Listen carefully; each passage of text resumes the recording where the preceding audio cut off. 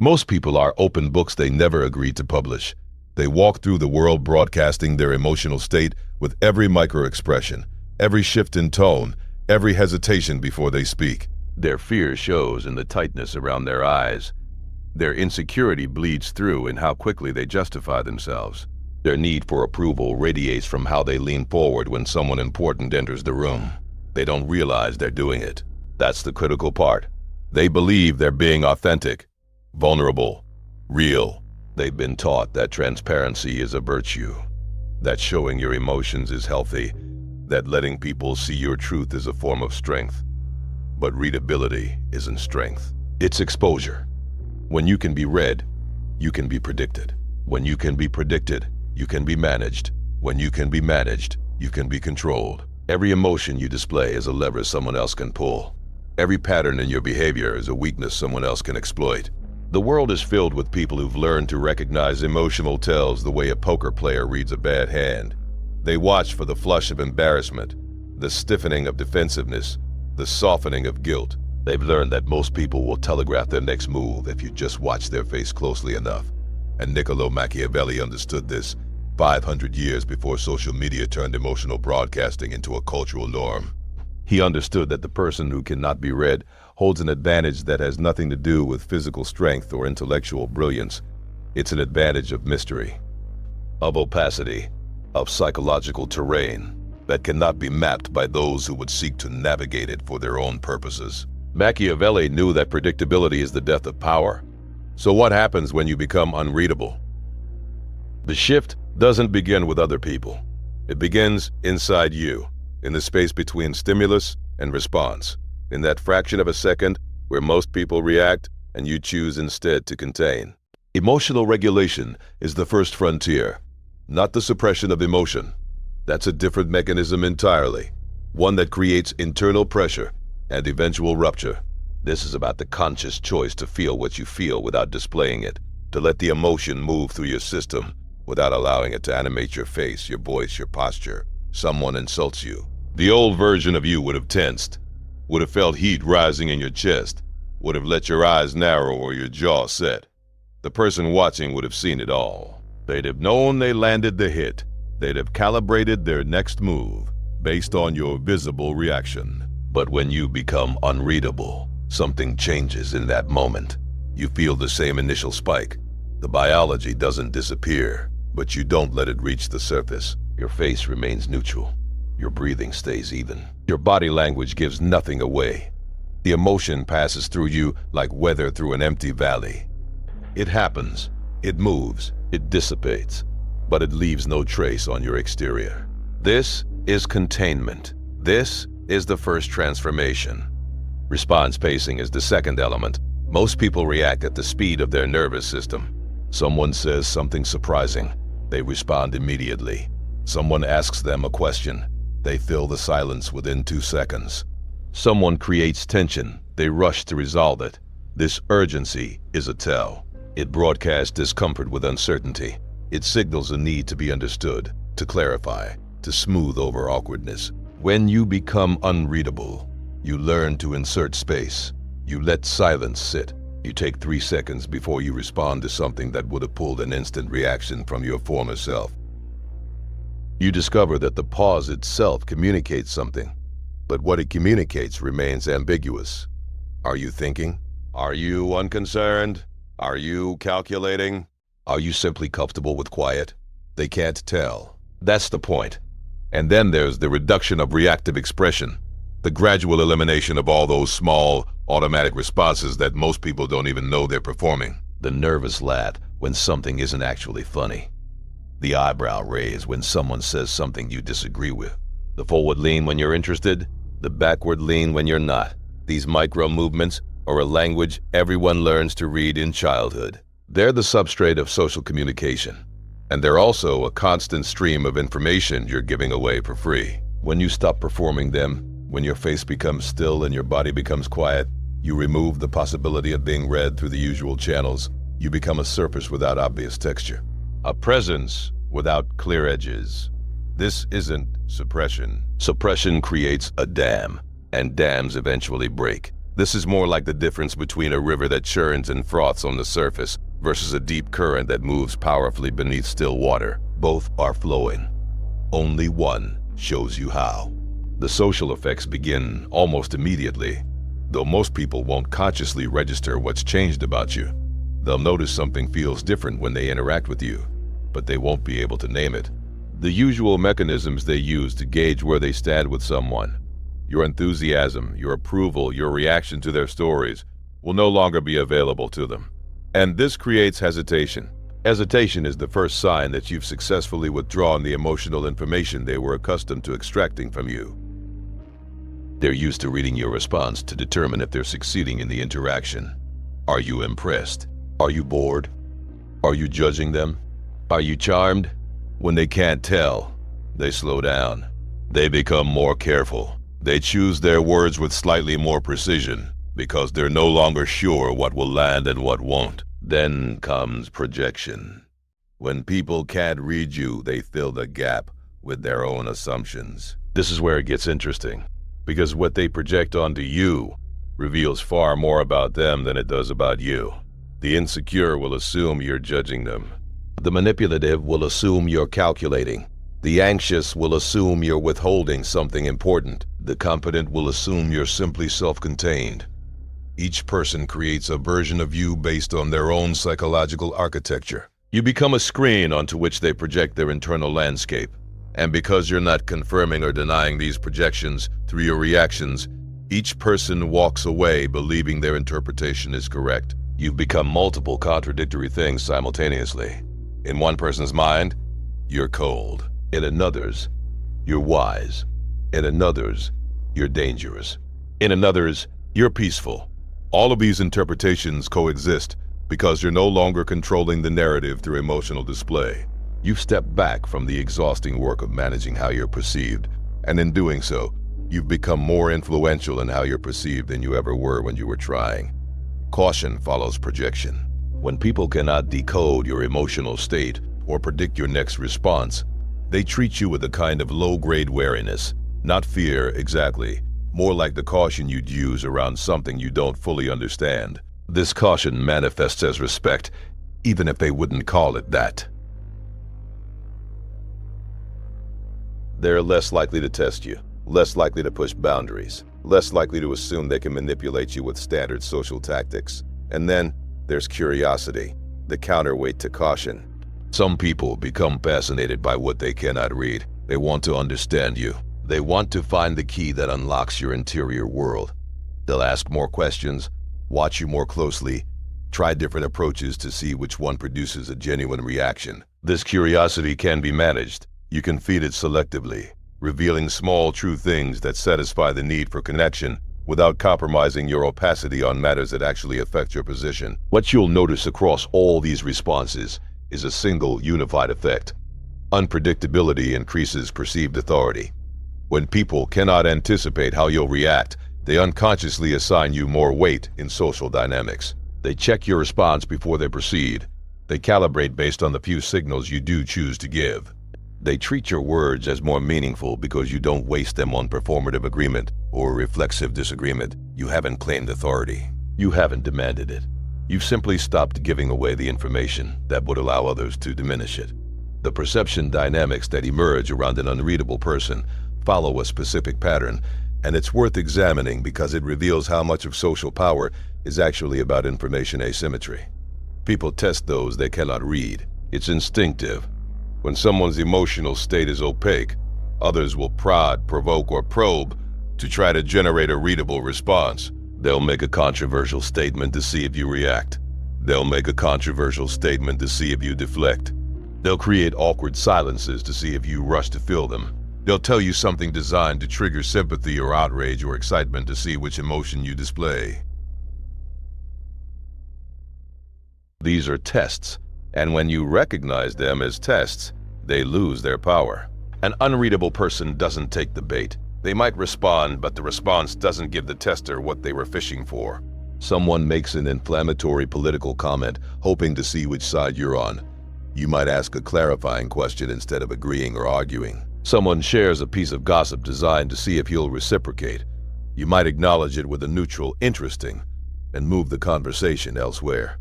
Each failed test reinforces your opacity. Each time someone tries to read you and comes away with ambiguity, your unreadability becomes more established as a feature of how you're perceived. This is where emotional neutrality becomes particularly powerful against manipulation attempts. Most manipulation relies on triggering a specific emotional state in the target: guilt, fear, obligation, desire for approval, and then leveraging that emotional state to influence behavior.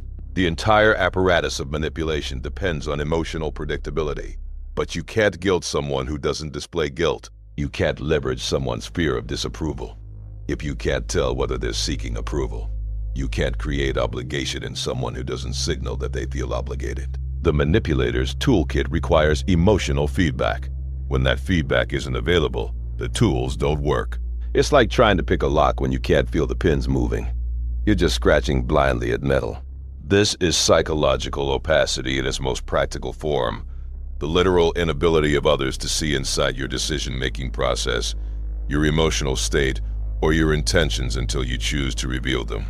And unlike physical opacity, which can be overcome with better lighting or closer proximity, psychological opacity actually increases when people pay more attention to you. The more closely they watch, the more they realize they're not seeing anything definitive. The more they try to understand, the more they become aware that understanding is being withheld. You become a depth they cannot measure. Machiavelli never wrote a chapter called How to Be Unreadable, but the principle runs through everything he observed about power. His thinking revolved around concealment, restraint, and controlled visibility. He understood that the ruler who shows all their cards loses the ability to surprise. The leader who wears their heart on their sleeve gives their enemies a map to their vulnerabilities. In The Prince, he writes about the importance of appearing one way while being capable of another. Not deception in the sense of constant lying, that's unstable and unsustainable, but rather the capacity to maintain a surface that doesn't necessarily reflect the depths beneath. Think of it as fog rolling across a landscape. The fog doesn't change the landscape. The mountains are still there. The valleys still exist. The paths remain exactly where they were. But the visibility is reduced. Someone traveling through fog-covered terrain has to move more slowly, more carefully. They can't see what's 3 steps ahead, so they can't plan their route with certainty. An unreadable person is fog. They don't change the reality of who they are or what they're capable of. They simply reduce visibility for those who would navigate around them, or consider shadow, not as darkness, but as contrast. A shadow exists because something is blocking light. It's a presence defined by what it conceals rather than what it reveals. You know something is there because of the shadow, but you can't see its exact dimensions or its full form. Machiavelli understood that power often works through shadow, not the hidden puppet master pulling strings. That's a fantasy. But the leader whose full capabilities remain in shadow. So adversaries have to account for possibilities rather than certainties. They have to plan for what you might be capable of, not just what you've demonstrated. Then there's depth, surface tension, the way a body of water can appear calm on top while containing tremendous force below. Machiavelli knew that the appearance of calm was itself a strategic asset. It prevented premature reactions from others. It allowed situations to develop further before requiring intervention. The unreadable person masters surface tension. What you see when you look at them is real. The calm is genuine. The composure is actual. But it doesn't tell you what resources lie beneath that surface. It doesn't reveal capacity, intention, or readiness to act. Machiavelli's core insight was that revelation should be strategic, not reflexive. You choose when to show force, when to show mercy, when to show anger, when to show satisfaction. These aren't performances, they're communications. And communication should serve your interests, not satisfy someone else's curiosity. The moment you become reactive in your revelations, showing anger because someone provoked you, showing fear because something threatened you, showing excitement because something pleased you, you've handed control of your visibility to external triggers. You're no longer choosing what to reveal. Circumstances are choosing for you. Machiavelli would recognize this as a loss of sovereignty over your own presentation. And in his framework, That loss of sovereignty in the personal domain inevitably translates to vulnerability in the political domain, in the social domain, in any domain where perception affects position.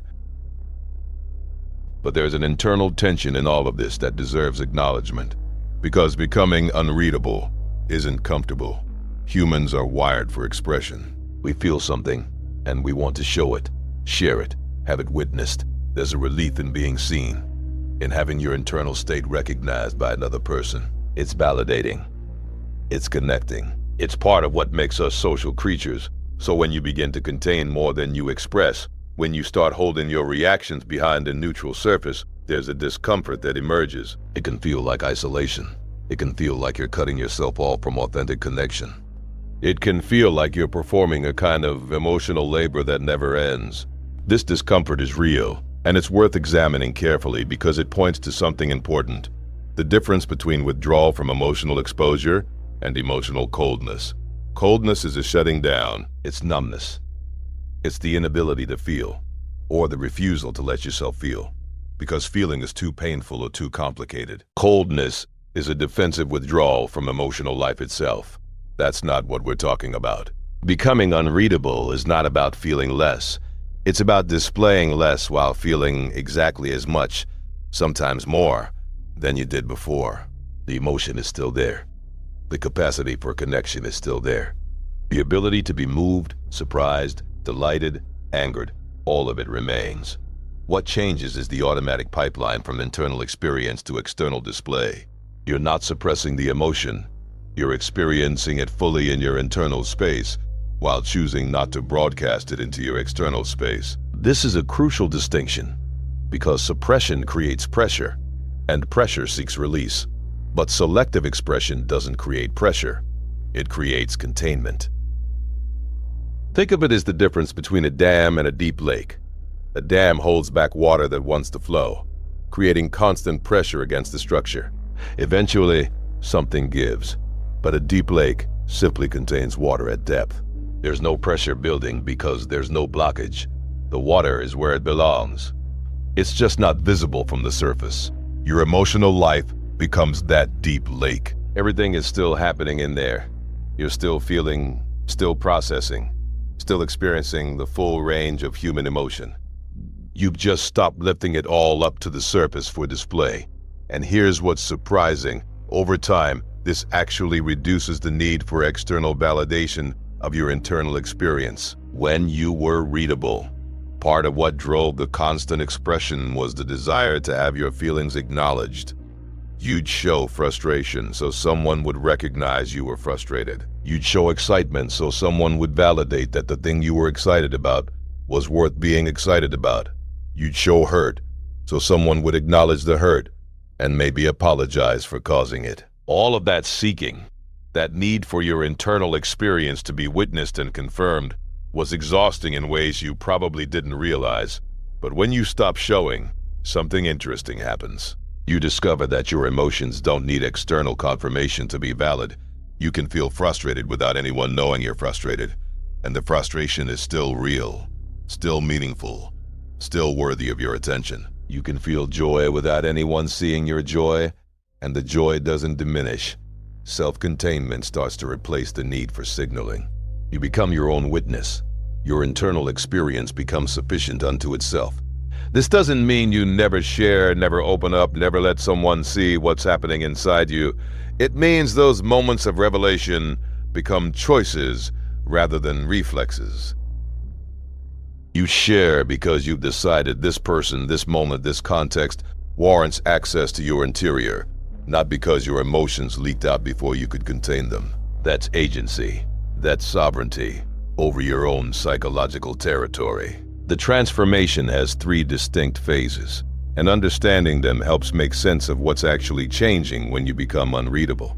First comes behavioral change. This is the most immediate layer, the shift in how you act, respond, and carry yourself in social situations. You start pausing before you speak. You stop performing micro-expressions that telegraph your reactions. You maintain composure when something would have previously provoked a visible response. This phase is largely mechanical. You're learning new patterns, replacing old habits with new ones. It's conscious effort. You have to remember not to react, remember to pause, remember to keep your face neutral. It's work, but it's doable work. Most people can train themselves to modify their behavioral output with consistent practice. Then comes perception change. This is where other people's relationship to you begins to shift. They start treating you differently, with more caution, more curiosity, more respect, more wariness. Your social position adjusts. The dynamics of your relationships recalibrate. This phase is less directly controllable than the first, because it's happening in other people's minds. You can't force someone to perceive you as unreadable. You can only maintain the behavioral changes consistently enough that their perception updates to match the new reality. But if you hold the new patterns long enough, perception catches up. People start thinking of you as someone who doesn't show their cards, someone who's hard to read, someone who operates with a kind of psychological discipline they're not used to encountering. The perception change often happens gradually, then all at once. People interact with you for weeks or months, while your behavioral changes are consistent, but their mental model of you hasn't updated yet. They're still expecting the old version of you to show up. Then suddenly, in a single moment or conversation, their perception shifts. They realize you're not who they thought you were. Or more accurately, you're not legible in the ways you used to be. From that point forward, they relate to you through the new framework. And once enough people have made that perceptual shift, you enter the third phase, identity change. This is where it gets profound, because this isn't about how you behave or how others see you. This is about who you understand yourself to be. When you've been unreadable long enough, when you've lived inside self-containment for an extended period, your identity begins to reorganize around this new center of gravity. You start to think of yourself as someone who doesn't need to be understood by everyone. Someone who can hold space without filling it. Someone who can feel deeply without performing those feelings for an audience. Your relationship to your own emotions shifts. You're less identified with them, less swept along by them. They're still there. You haven't become a robot, but they're more like weather systems moving through your internal landscape than defining features of who you are in that moment. This identity change is the completion of the transformation. You're not pretending to be unreadable anymore. You're not consciously maintaining a facade. You become someone for whom opacity is a natural state. And here's what's striking about this progression. Each phase makes the next one easier. The behavioral changes eventually become automatic, which makes maintaining them less effortful. The perception changes reinforce your behavioral changes, because people are now expecting you to be unreadable, so they're less likely to notice the occasional slip, and the identity change makes the whole thing feel like expression rather than discipline. You're not containing yourself against your nature. You're expressing a nature that has evolved through the process. But perhaps the most significant effect of this three-phase transformation is how it reshapes power without requiring confrontation. You haven't fought anyone. You haven't made threats or demands. You haven't positioned yourself above others in any explicit hierarchy. You've simply stopped giving away information. And somehow that withdrawal of free information has created a gravity around you that wasn't there before. There's something primal in how humans respond to what they cannot interpret. We're pattern recognition machines. Our survival for hundreds of thousands of years depended on our ability to read situations quickly. Is this person a threat or an ally? Is this animal predator or prey? Is this plant food or poison? We learn to trust our ability to read cues, and we learn to be suspicious of anything that doesn't provide clear cues. An unreadable person triggers that ancient suspicion. Not the fight or flight kind. You're not presenting as a threat, but the deeper, more cognitive kind of wariness that says, I cannot categorize this. I cannot predict this. I need to be careful here. Fear is too strong a word for what most people feel around someone unreadable. It's more like the feeling you get standing near a cliff edge in fog. You're not actively afraid, but you're aware that you can't see where the ground ends. So you move carefully. You don't make assumptions. You test each step. That's the effect of unreadability. You create an edge that people can't see clearly, so they approach you with measured caution even if they can't articulate why. And in social dynamics, that caution translates directly to influence. When people are careful around you, they're less likely to dismiss you, interrupt you, or override your input. They're more likely to wait for your take on something before they finalize their own position. They're more likely to consider that you might know something they don't, see something they're missing, or be capable of something they haven't witnessed. This is psychological sovereignty, the state where your internal world is your own territory, and entry is granted on your terms rather than extracted by social convention. Most people live in a state of constant low-level invasion. Everyone around them feels entitled to know how they're feeling, what they're thinking, whether they approve or disapprove. And most people comply with this expectation automatically, providing the emotional information that's being requested through 1,000 tiny social cues. But sovereignty means you've withdrawn that automatic compliance. You're no longer providing free access to your interior state. You're no longer allowing the ambient social environment to pull reactions out of you. This doesn't make you isolated. You can still choose connection, still choose intimacy, still choose to let specific people in. But it's a choice now, not a constant state of being emotionally available to anyone who happens to be in the room with you. And there's something about that sovereignty that creates gravity. Not the physics kind, but the social kind. The way certain people seem to pull focus in a room without trying.